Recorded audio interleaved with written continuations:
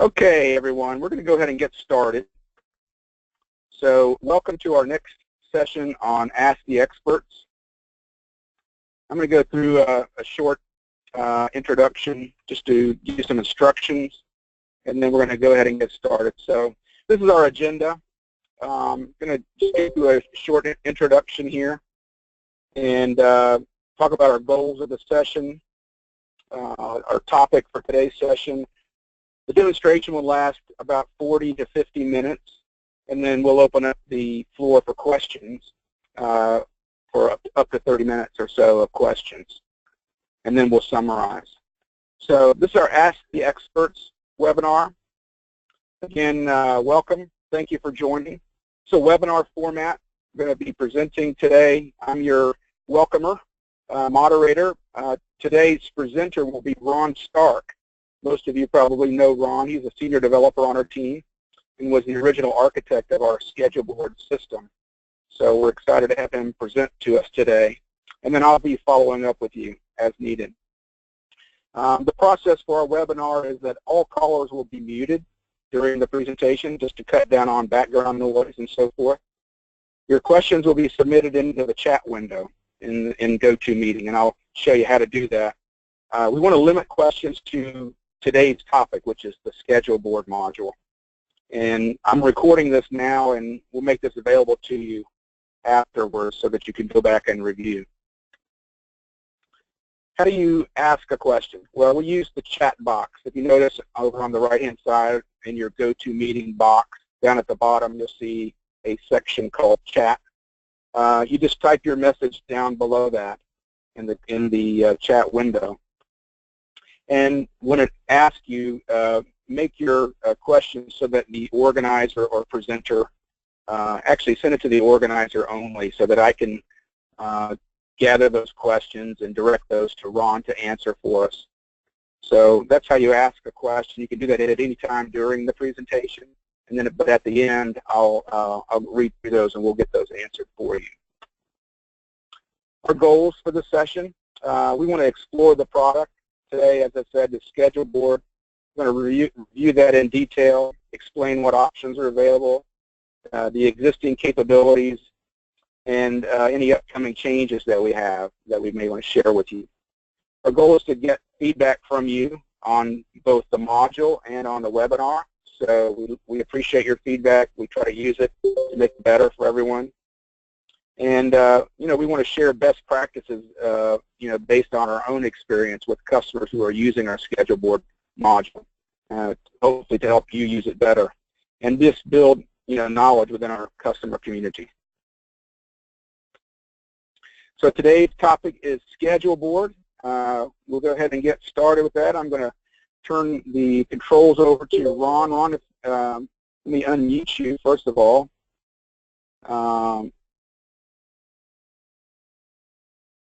Ron, you may have to if you entered the audio pin, you'll need to enter that. So if you're on your phone, go ahead and enter your audio pin so that I can unmute you.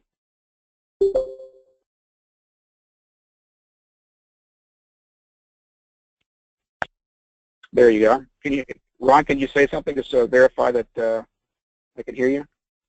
Can you hear me okay? Yes, perfect. Thank you. So I'm going to make you the presenter.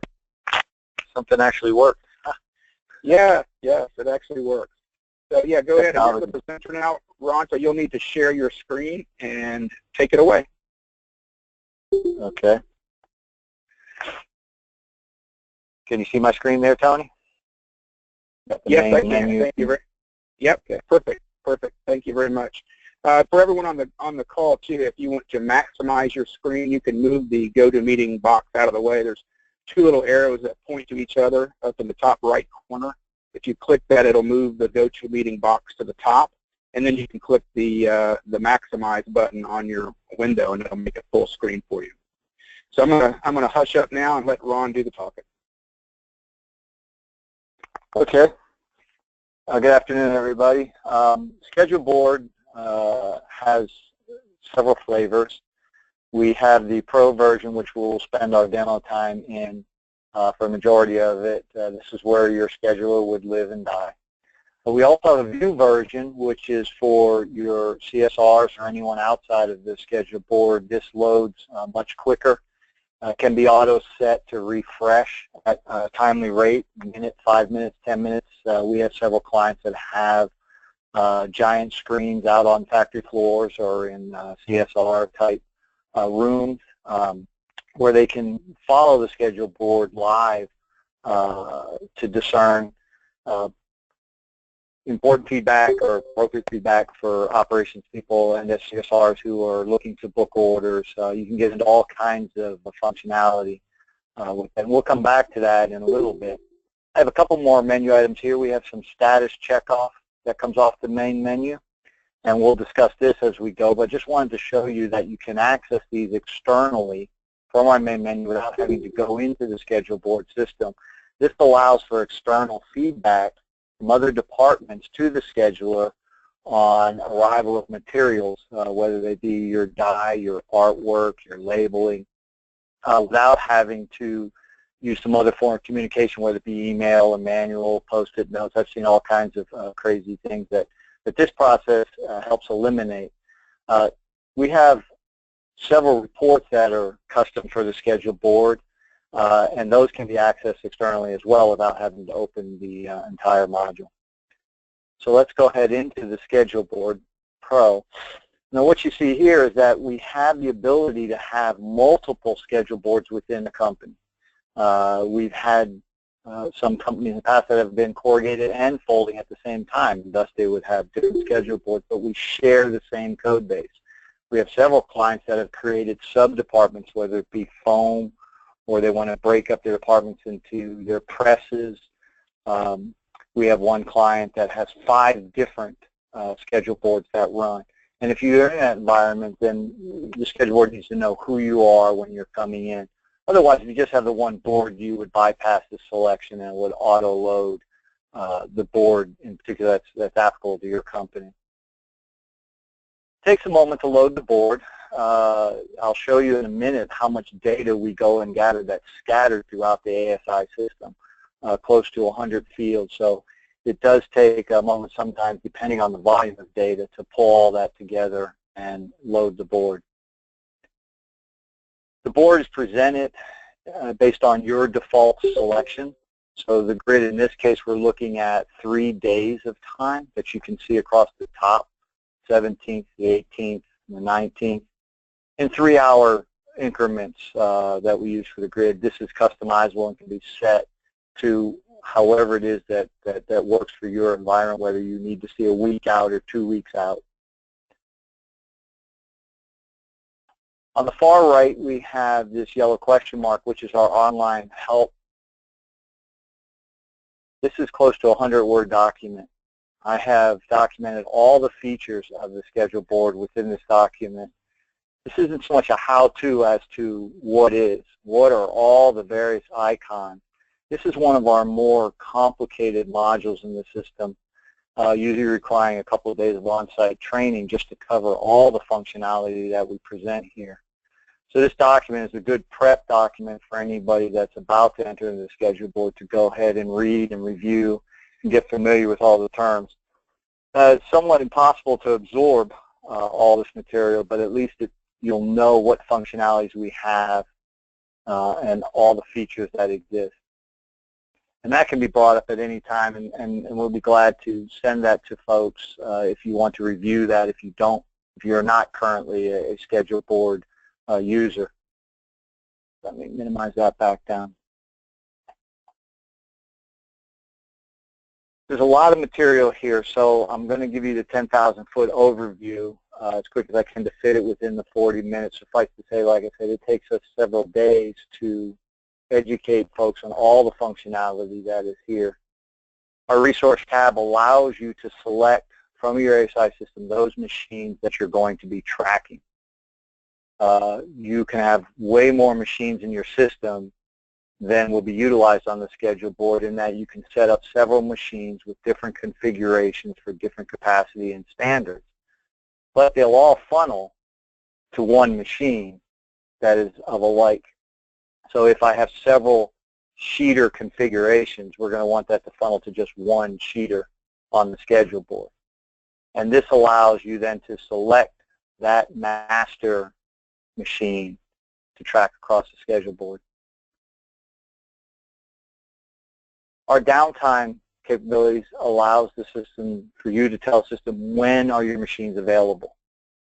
In this case, I have a very simple setting in that my Saturdays and my Sundays are closed. I can also set it up by machine. So if I have my machines that run at different schedules than the default, in my normal 9 to 5 hours, then I would come in here and I would designate. So on my press, for today's purposes, I've told it that from noon to 4, today and tomorrow, this machine is not available. I can set this up on an individual date basis. I can block out my holidays. I can do my PMs for various machines on days of the week on a regular basis. If I have a machine go down, I can come in here and tell it, well, I'm down for the next several days.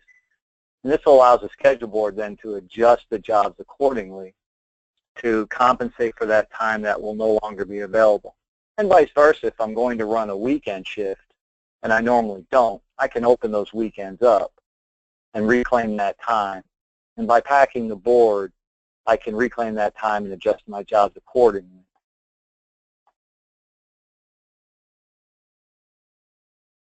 Our config operations here allow me to set my color coding. There are two types of color coding that jobs are measured against.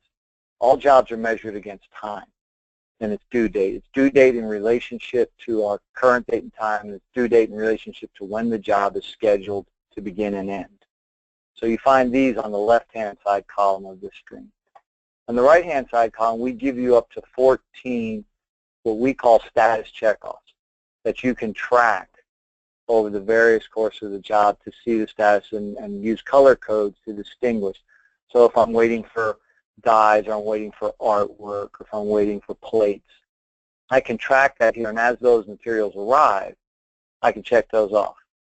Now let me tell you this, with some of the new enhancements that we've made to the ASI system, you can receipt materials against your jobs. And on page 18, we go through a list of those material types that can be receipted against the job.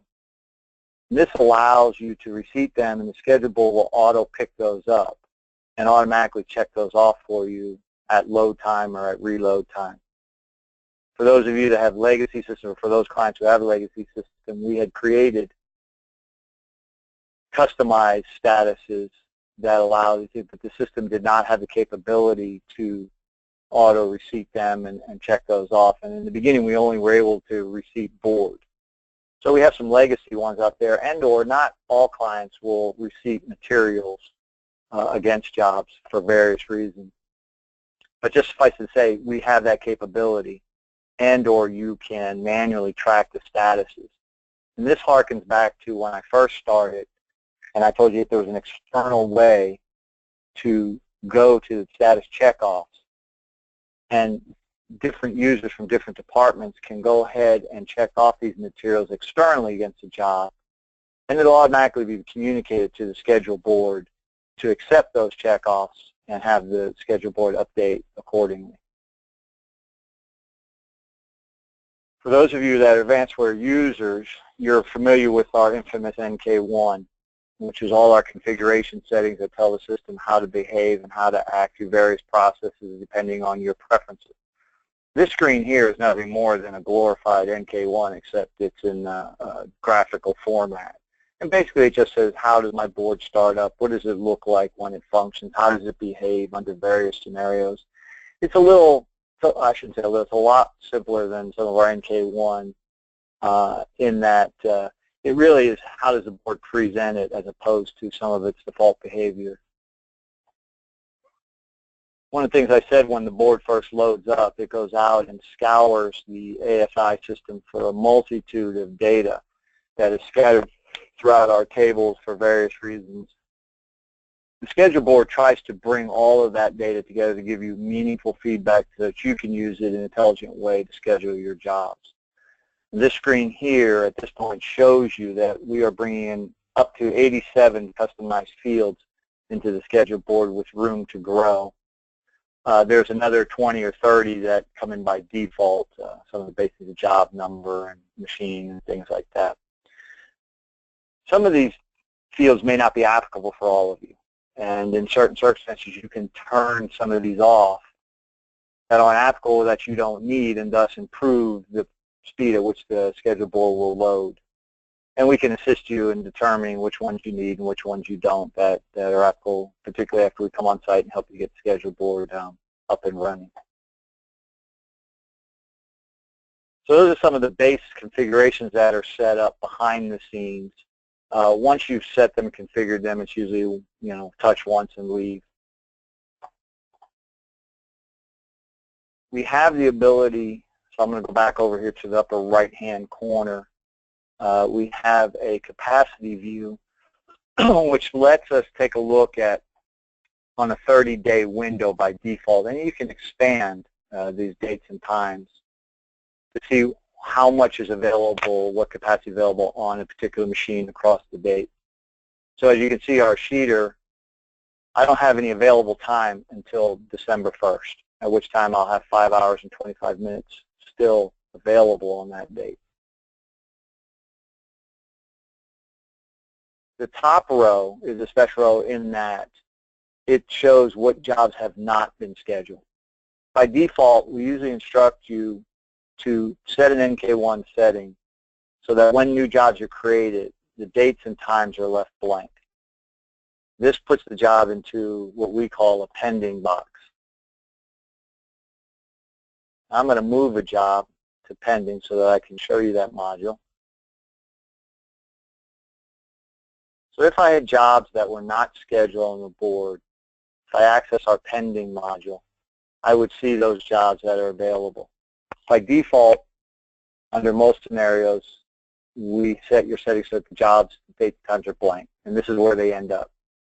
So that your scheduler can then use this module to move the jobs from pending to the board. So in this case, I had moved the job from the sheeter 3 back to pending, and I can just as easily, with a simple click, move that job back from pending back to the board here.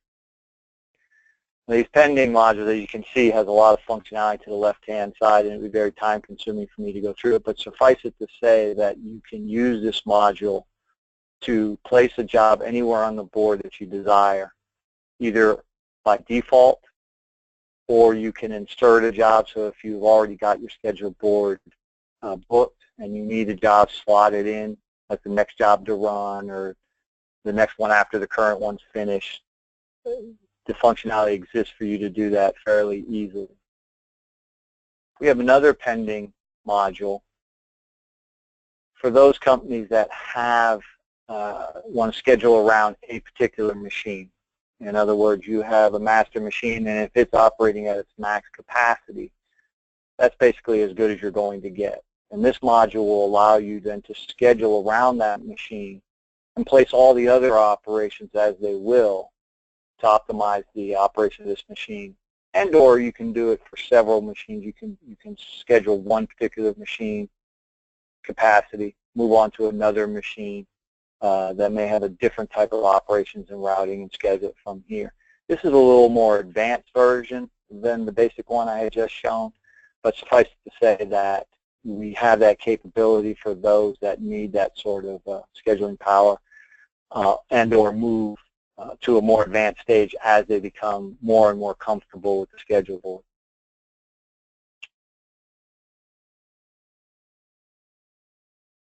So as you can see, I've got a multitude of colors on some of these jobs. That can be daunting in the beginning for early users, and we have sort of a color grid here that would bring up and let people know, well, what do these colors mean? And the bright green in this case is jobs that are currently running. I also have some blue ones that are overlaying this red line. The red line here indicates our current date and time. So they're running past due. I can filter out all these colors and just select a particular one. So if I'm looking for only those that are running, this becomes more useful if you're looking for particular jobs based on statuses. So if I'm looking for all my jobs that are currently waiting for board, I can filter in on those and see that these are all the jobs that are currently waiting for board. Needless to say, if this was somebody's system, we'd be in deep trouble. But this is just an easy legend that folks in the beginning use, particularly folks outside the schedule, because the scheduler is the one that gets to select the colors, and everybody else sort of has to live with them until they adjust accordingly. Now at the bottom, you see this job detail pop up, so that any time that I select a particular job, it'll reflect the detailed information of that job. And a lot of this reflects the actual information that's in the ASI. Matter of fact, I painstakingly designed this tinier little screen to reflect what's on the larger screens within the ASI system. So you can click and see what items, certificate items make up that particular job, materials that are used. If you really want to go crazy, you can see your capacity, machine capacity values for that particular job. Department notes are the job notes that are in the ASI system. The schedule board system has its own ability to have internal notes that show up within our own custom reports that are within the schedule board system. This last tab here is a nice little handy backdoor tool in that it doesn't reflect the job that I've selected. It actually gives me access to all the jobs in the system. And I call this a mini JU1. So if I have any questions about what I'm seeing on the board, I get a lot of calls with folks saying, well, I know that that operation should be on the board and it's not.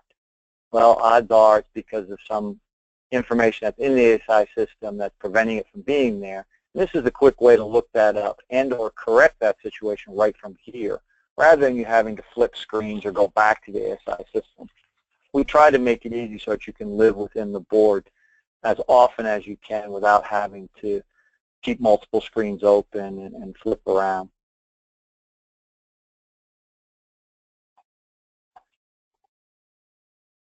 Binoculars is our job browse. This lets me see all the jobs that are on the system. And let me say that any of our browsers that pop up, in particular like what you see here, all of these columns up top are customizable. You can decide in what order they appear and which ones appear and which ones don't. Particularly if you're turning off columns of data like we showed you in the beginning that you don't need. So why take up screen space within the browser? You can simply remove that column. Any columns that are in yellow can be used to sort the data.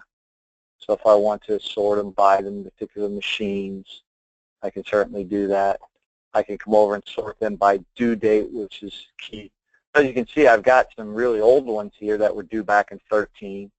I have some other ones that are due back in 15, and then most everything else is up to current. And I intentionally set my due dates to reflect that so that we can have varying colors to demonstrate how to utilize some of the color combinations with the dates in relationship to the due date.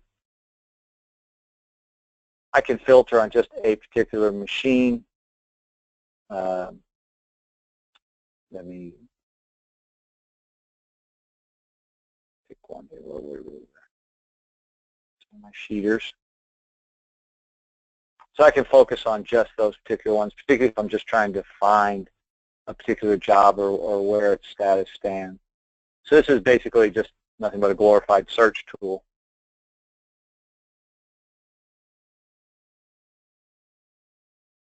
Anytime I select a job, you can see the color coding changes it to yellow, and on the left-hand side you can see the individual machines that this job is routed across. In this case, I have an operation on Sheeter and I have an operation on the 408, although I cannot see the 408 operation from this current view. I can certainly use hotkeys, in this case a Control-N to go next, and it'll reposition me to the job that's on the 408. And if I did that again, or Control-P for previous, if I do a Control-N, it just loops me back around to the first job of that particular operations.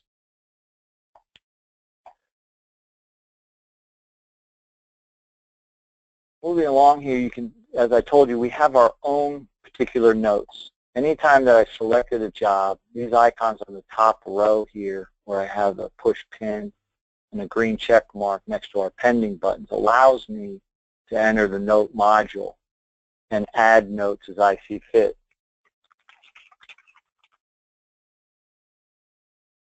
I can have that expand across all operations if that note's applicable for the entire job.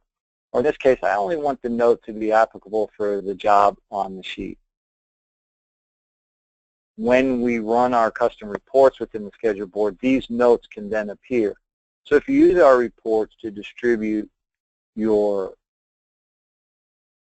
tasks to your operators in the order that they'll be doing the jobs, these notes would appear. So if you have a particular note for the operator on the sheet, you can certainly put it in here and it will show up. At any time, if I desire, I have these icons that show up on the jobs themselves. So the push pin allows me to access the notes for that particular job right from the board. Now these don't always appear in that you decide when they show up. If I go to a 4-day grid in particular, I can hide those icons at certain levels of viewing. It just gives you a ready way to access them right from the job itself without having to select the job and then go back to the top row. I also can pin jobs to the board. In other words, we have operations that when you bring jobs from pending or you're moving jobs around, we have operations that pack the board. In other words, we buy back your time. We shift jobs accordingly depending on how you're moving and shifting jobs. But there may be times when you don't want jobs to be impacted by such an operation. And with one click, you can lock these jobs down. Now, for some of you, you may have purchased or may be looking at our touchscreen modules. Our touchscreen module, if you have it in conjunction with schedule board, sort of puts the schedule board on steroids. We can go out and capture those transactions that are being entered out on the floor and import them into the schedule board. And when we do, it will automatically adjust your schedule. So if the job was scheduled to start at noon, but your operators are running ahead of time at 11:45, it will shift the job from noon to 11:45 and lock the job down, because now we have actual transactions. We know when the job's begun. The system has that information that it can utilize.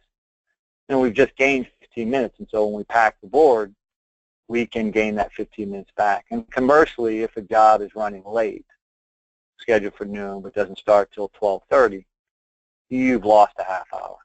And so we will adjust the job accordingly, lock it down, pack the board, and you can see the impact of that half hour on the job. So these are some of the quick functionalities that we have.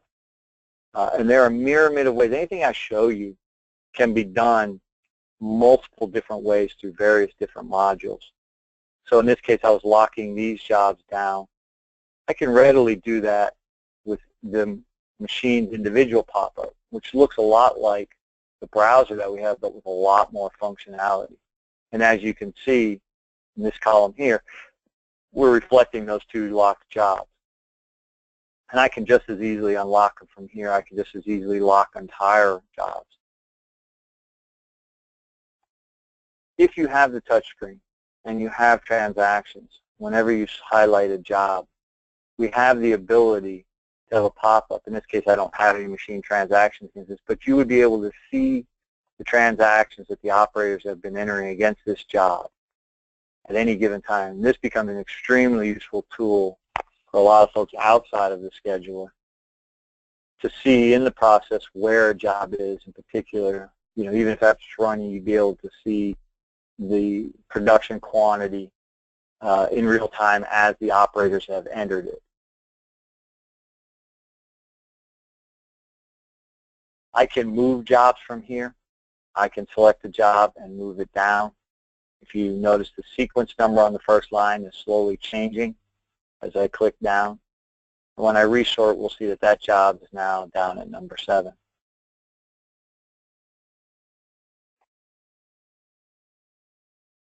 We can also move jobs very readily. simply by dropping and dragging, which is the beauty of, you know, a GUI interface.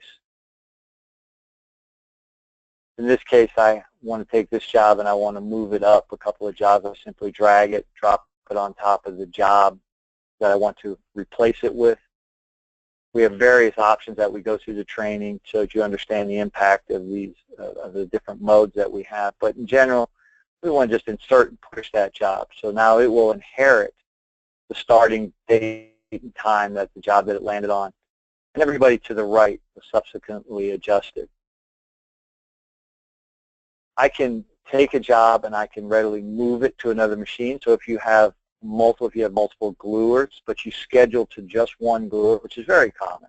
A lot of our customers in their estimating will schedule to just one particular machine, but they'll have multiple of those machines, and at the time of operations, the operation managers or the operators will decide, well, I want to reschedule that job. So in this case, I can just drag the job to that particular machine, and it will move the exact date and time of where we had it before. And I'm going to tell it to span the downtime. And we've just moved that job. Then we can use pack operations and other optimizing functionality to adjust that accordingly if there were other jobs currently there. At any point in time, up until the point that I save or commit, I can reset my schedule board. So in this case, I can put that job back and those other ones that I just moved because I hadn't done a save. If you notice up top here next to my resource tab, I have a blue running clock which shows 24 minutes. So the schedule board is 24 minutes old since I last committed it back to the ASI.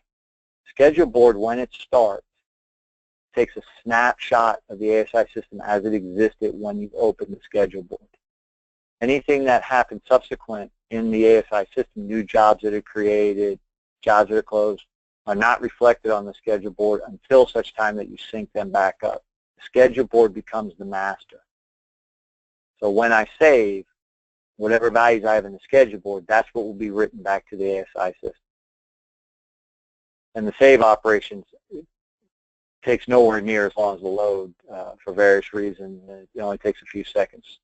So now my clock has reset, that this schedule now reflects the data that's in the ASI as of 15 seconds ago.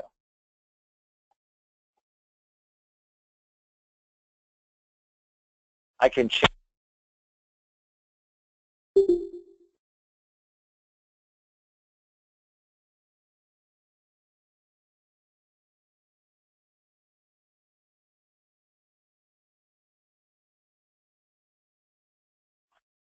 I think we may have lost Ron. Let's see if I can get him back. Hold on.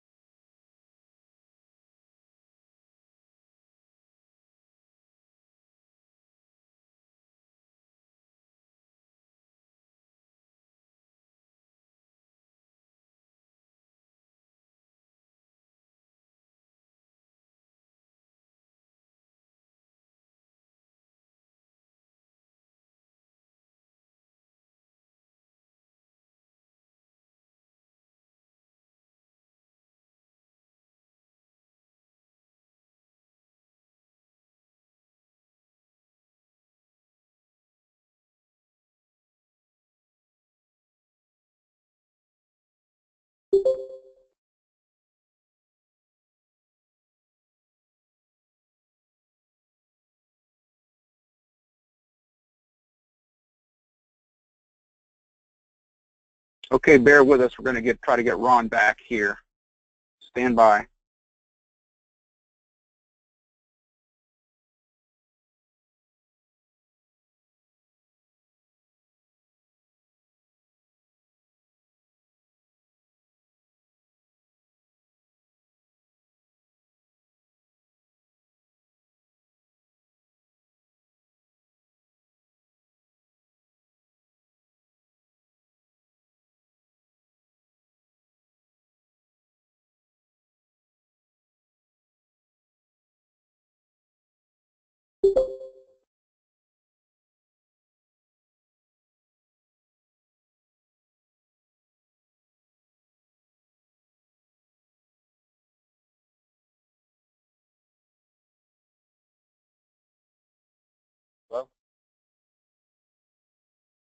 There you are. We got you, Ron. I can hear you. Go ahead, please. Okay. All right. What was the last thing everybody heard me say? We lost you for about 60 seconds, Ron, so maybe just back up 60 seconds or so. And Okay. I'm not sure when that was, though. But all right. So you've heard me talk about packing. I have the ability to pack the board in various ways. This can be automated where this pop-up does not even appear, in that it just allows you various ways to attack the board. You can pack just what you see. You can pack the entire board from beginning to end.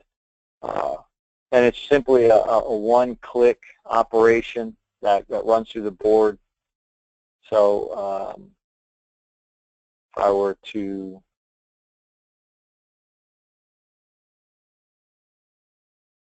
in this case, I've moved this job. You can see that its subsequent operation was pushed out. And maybe there were jobs before that, or there was jobs before that I intended to run, but my artwork has been delayed, so I returned it to pending to remove it from the board to wait for such time that I have that. And in this case, then I can come back and reclaim that time so that you can see that that job that was out here is now down here.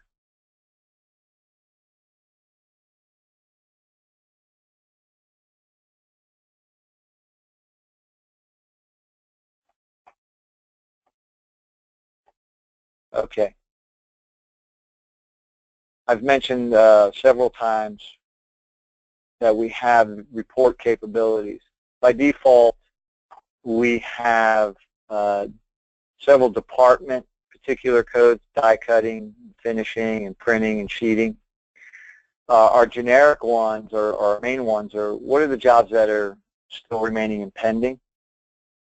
You can print those to a printer, to email, fax. You can export them to Excel, or simply bring them to the screen. And when you bring them to the screen, we simply load them into Windows Notepad, which then you can then change the fonts. You can add your own text. Of course, none of this would be preserved once you close this window after you've printed it. But in this particular case, so here are the jobs in the order for each particular operation that can be distributed to your operators, or for those that prefer Excel sheets. For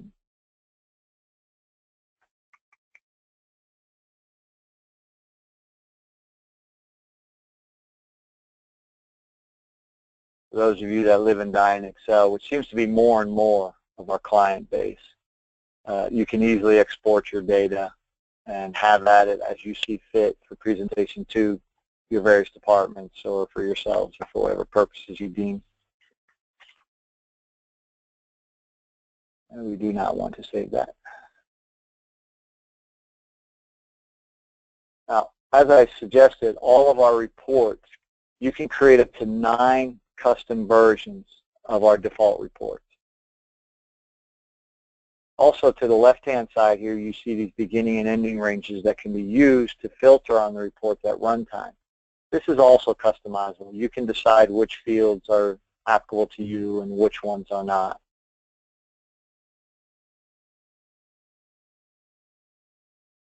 So in our report writer, the top portion here allows you to dictate what fields are seen and not seen on the browsers. So if I wanted to see the die, I would simply select it, unhide it, save it. Next time I ran a browser, the die would now be visible. This middle portion allows you to customize your reports. So we were looking at pending. And like I said, you can create up to 9 custom versions. So if I want to see the pending report format 1 that's been customized, you can see that what we've done is we've added a routing field. You have a list of all the fields that are available to you in the system. So at any point in time, you can simply select them, tag them, create your report, and save it.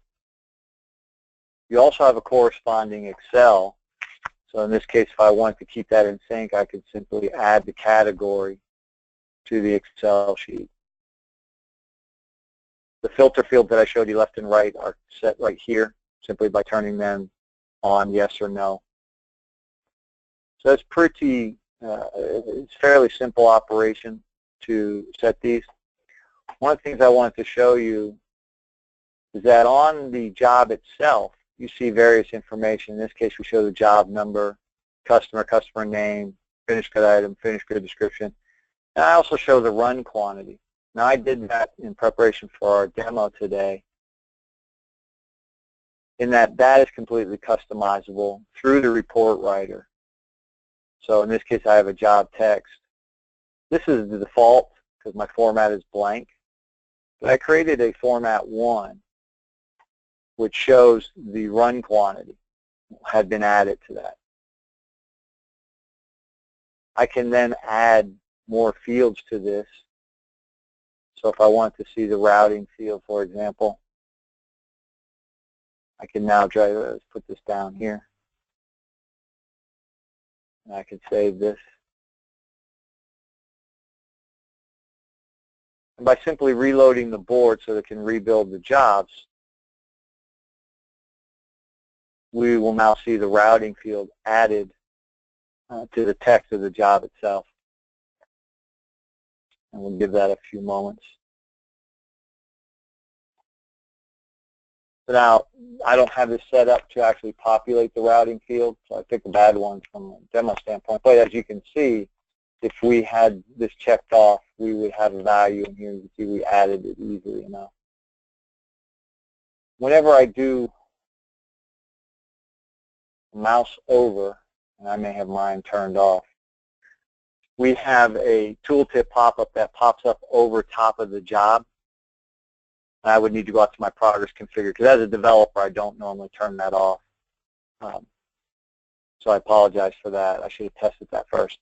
But normally when I do a mouse over, I can get a pop-up, and that information, anything I want in there, the beginning and ending times, the due dates, the customer, anything I want, I can place in there, and I can just do a simple mouse. So some of these jobs, as you can see here, I can't see very much information, obviously, based on the size of the job. But if I were to have my tooltips enabled, I'd be able to see as much information as I wanted to, rarely just by doing a mouse over. Of course, all that information is available down here at the bottom on the detail pop-up that shows up. And in order to do the tooltips, it's just as easy as we had just done the job text. So in this case, I'm going to remove the tooltip that I created, or the job text that I created custom.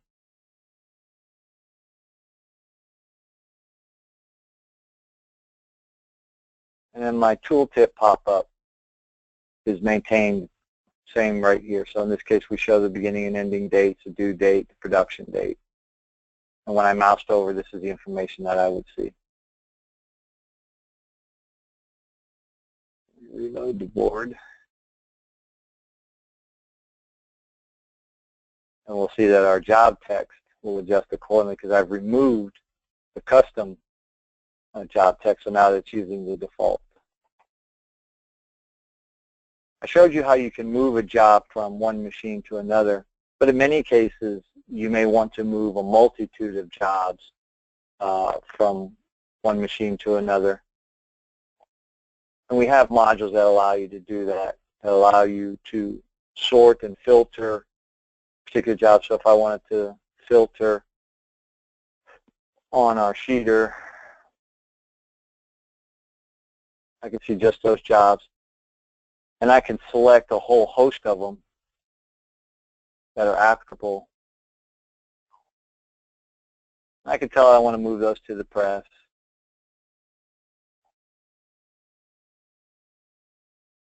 And all the jobs that were now once on the sheeter 1 now appear on the press.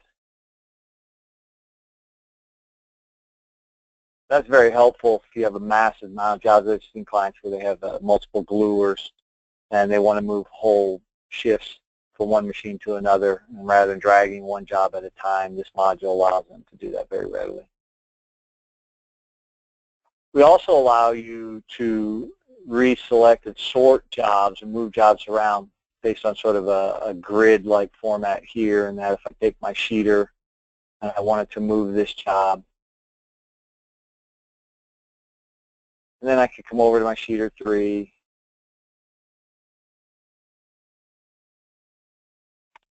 because I've moved jobs, it now wants to know if I want to pack those jobs. So before moving on to another one, I'll move some of these.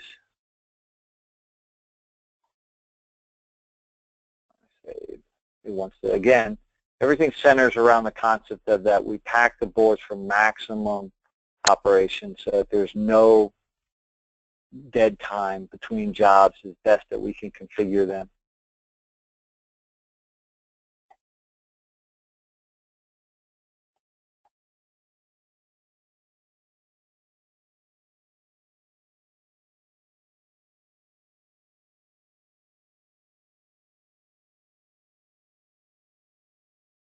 A lot of functionality is packed into our individual machines browser. I've already showed you how you can move jobs, select jobs. Another thing that you can do is access their notes from here that we've already showed you. We can also now access those status checkoffs that we created. So in this case, we have no status checkoffs for this particular job. I can receipt board for here. Labels are here, cases and dies. There's many that are applicable to this particular job. And once I close it, it will then adjust its color to reflect that current status. So in this case, it went from brown because it was waiting for board, because we told it that board is a higher priority to track than the current color that we're displaying. So back in our config operations, we told it that board is a priority 10 as opposed to waiting for the plates, which was a 14. So since we were waiting for board, its color was brown. But once we've satisfied board and litho and cases and dies, its next step that it needed was now plates. So it took on this gray color. We can do this in conjunction in relationship to the date and time scenario that we talked about. If a job is currently running, it does not matter whether we have the status as checkoff. It does not prevent. The system only reflects what you've told it. It doesn't prevent the system from reflecting that it thinks it may be running. In this case, it says, well, if I'm running, I must have all these materials whether I've checked them off or not. Therefore, it'll be a bright green color. If I was running late, in other words, I've missed my due date, but I'm currently running, then the priority 2 would take precedence, and so on down the line. And you would see that reflected in the colors that are on the board here. At any point in time, this reflects all of my statuses and time colors in relationship to each other. But you can readily check your board with a simple click to say, just show me all my jobs in relationship to time. So what we see here is that all the ones that are bright green are running. All the dark green indicates that where we're scheduled, we're fine. We'll hit our due date. We're on time. Anything in the darker red is pending, but it will not meet its due date without you giving attention to either move it up. The blues indicate that I'm running, but I've already missed my due date. So we've indicated that that blue would indicate that color as opposed to a bright green showing that time. I can also change and reflect the board just to show only statuses, regardless of time. So this shows me all my materials or whatever other status that I'm checking off color-wise. Then I can simply set it back to all. I think that pretty much about uses up my time, if I'm not mistaken there, Tony. I'll turn it back over to you.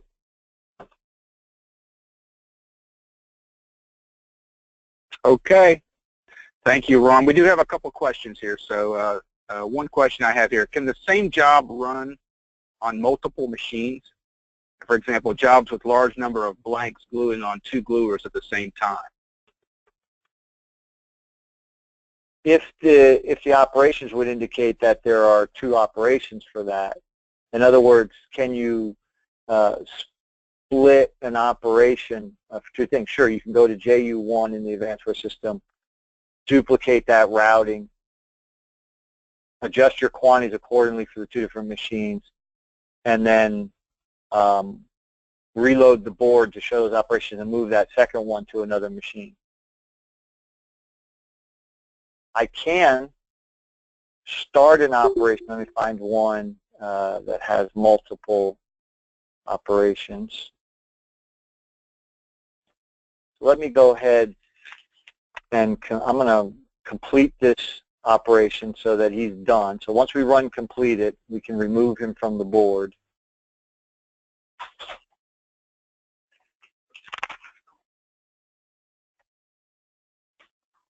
Let me reload the board to remove that job.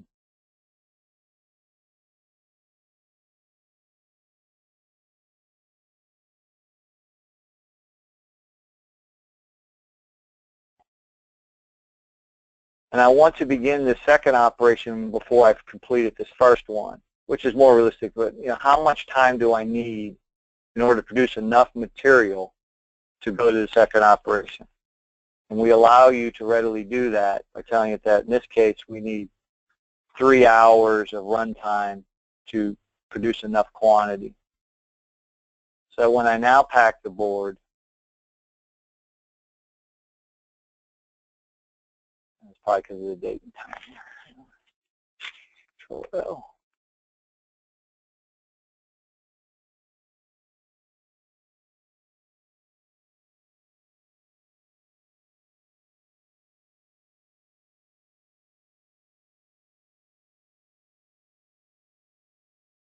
So in this case, we now run this job for 3 hours, and this second operation can then begin.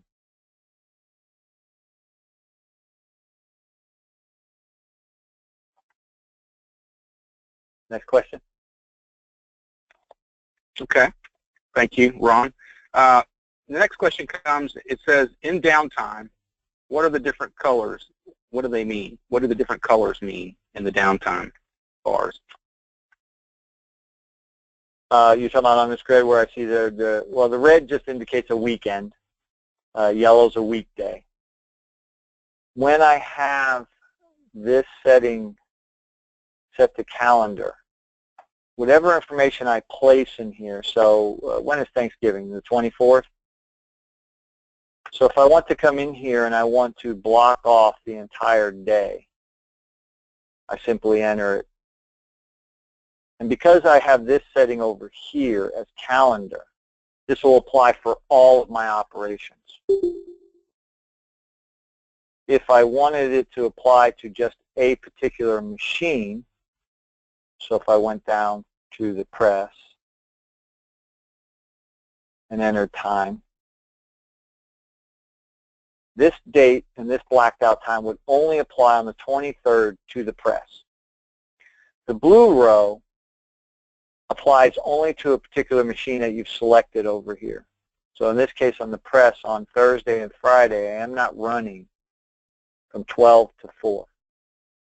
So if I have particular times that I want to black out for individual machines, I would enter it on the blue row for a day of the week, not a particular date in general. So this would apply week after week. The top row, the green row cyan, is actually the color, really is my default across my whole system. Regardless of operations, it's my default 9 to 5. Well, when does 90% of my operations occur? So that I would set that default, and then everything else on the blue, the yellow, and the red would override anything that's on the top row.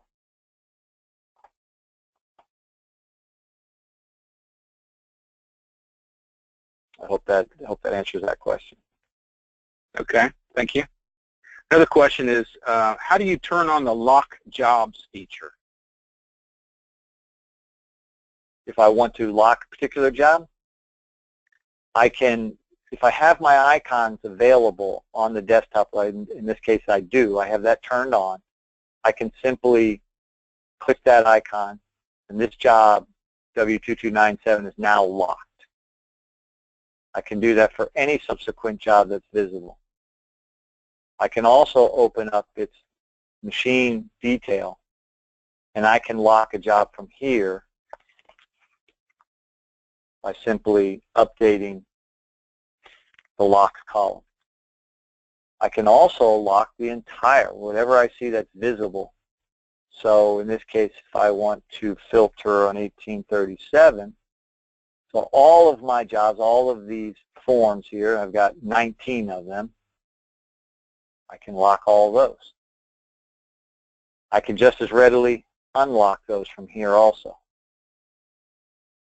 If you have the touchscreen and you import data and it has live transactions against it, that will automatically lock jobs for you.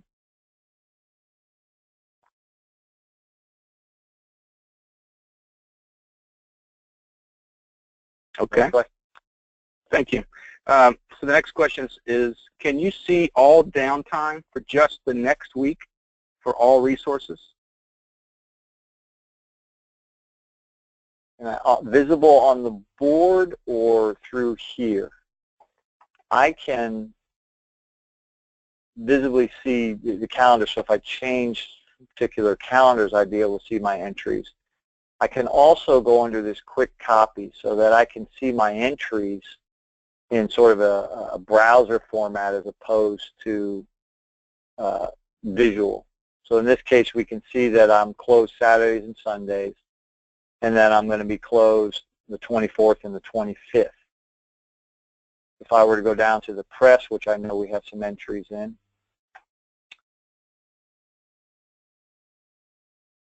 I can see that for all Thursdays and Fridays, I am unavailable noon to 4. And on the 23rd, in particular, on a Wednesday, I'm unavailable from 12 to 4. The beauty of this little module here is that if I have similar machines that are under the same kind of scenario, I can highlight these and copy them to another machine. So if I wanted the same schedule to be, let's see, what can we pick on? Pick on my sheeter 3. I can copy those so that if I now go to my sheeter 3, I now have inherited those same 3 that I copied. So it's really nice if you have a bunch of machines that deviate from your normal 9 to 5 schedule, that run sort of a second shift, or maybe they run on a Saturday, but you're not normally open. And you set that one machine up. You can set other operation centers up to be similar just by setting the one up and then coming in here and copying and pasting to another machine. And I can just as readily remove those from here also.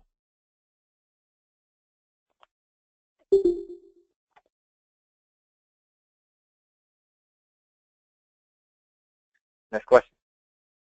Okay. Thank you. The next question is, on the config colors screen, can you please explain the programmable load options? These external program load. When I run my view version, when the board first starts up, it goes out and it scans all of the ASI database to bring that in. There's a price to pay for that. There's a pause as we load those jobs. On a view version, you have to decide whether you want to have the jobs rebuilt from scratch like that, or simply reflect the last save operation of your scheduler. So as the scheduler's in the Scheduler Pro, and he's moving things around and he's saving, every time he hits save, the next time the view version refreshes, it can simply read his last save, which is kept out in a very simple format and it's much quicker to load. There's not that delay. You can also change it to prompt so that when you start the view, you can decide at runtime, hey, do I want to go by the scheduler's last save, or do I want it to always reload from scratch? So if you've got the view set to run every 5 minutes, and you tell it I want it to reload from scratch, then every 5 minutes it'll go out and it'll reload the board from scratch, and whatever pause that you have up front while it gathers up those 100+ fields will occur. Or I simply go out and say, I'd say 90% of our folks just use the save version. It reflects what the scheduler is doing, reflects what they're implementing at the time, and that seems to work best for most folks. So in this case, I have it set either the stat off checkoffs and or the view to go by the based on the last serve saved. Okay. Thank you. I have another customer that has 2 locations, and in ASI, each location only has their location info. How can I set the schedule board to only show their location instead of both locations? Well, what we would do is we would create a directory structure, which basically takes us less than 5 minutes. We would create you 2 schedule boards, so folding location 1, folding location 2. And then in those individual settings, you would go in and select the machines that are applicable for just those 2 locations individually. As long as you don't grab the same machine and put it on both boards, then you won't have any cross-contamination of jobs, which no one really does because, as you said, they're 2 locations, but the data is shared within the ASI system. Like I said, we have several clients that run multiple boards very easily. Just stopped at one in North Carolina, 3 different people running the schedule boards under the same roof, 3 different sets of operations, 3 uniquely different ways of going about approaching their particular jobs. Schedule board handles that very well.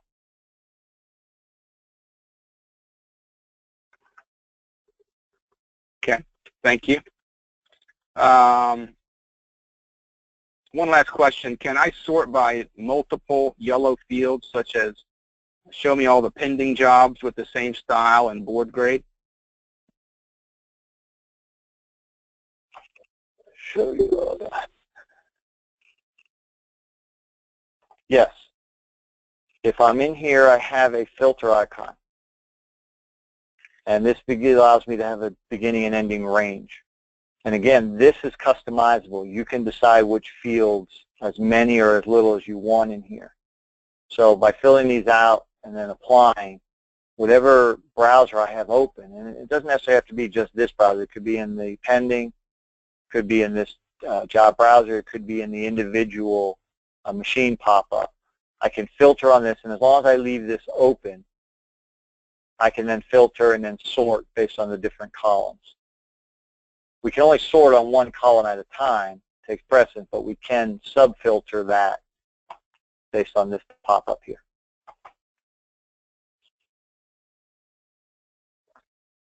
Then once I close it, it releases all the filters, and the board, just whatever browser I've opened, returns to its normal function.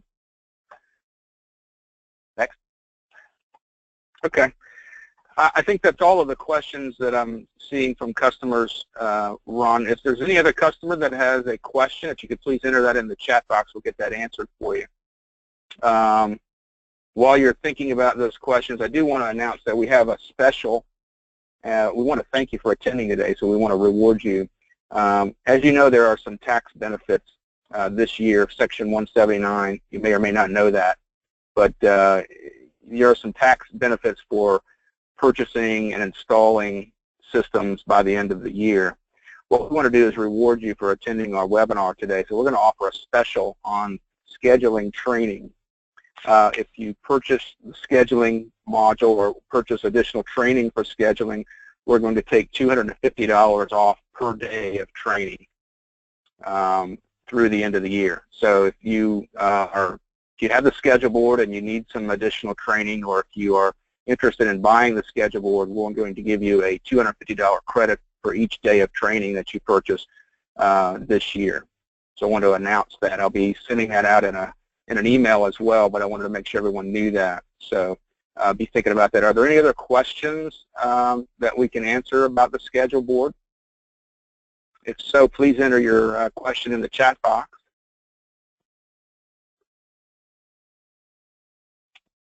I'm not seeing any more questions, Ron, so I think we may be have satisfied all the questions.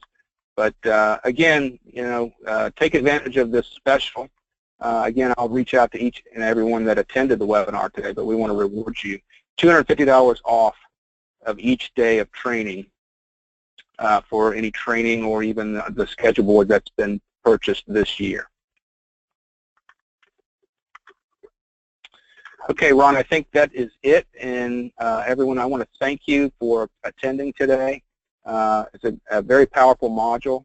Ron has done a great job with it. We're very pleased with the integration of our system. So feel free to reach out to me with any questions, and I'll get those answered afterwards, one-on-one. And think about this special that I've offered, and reach out to me if you think that's something you'd be interested in. Other than that, thank you for attending today, and we're going to adjourn the meeting. Thank you very much.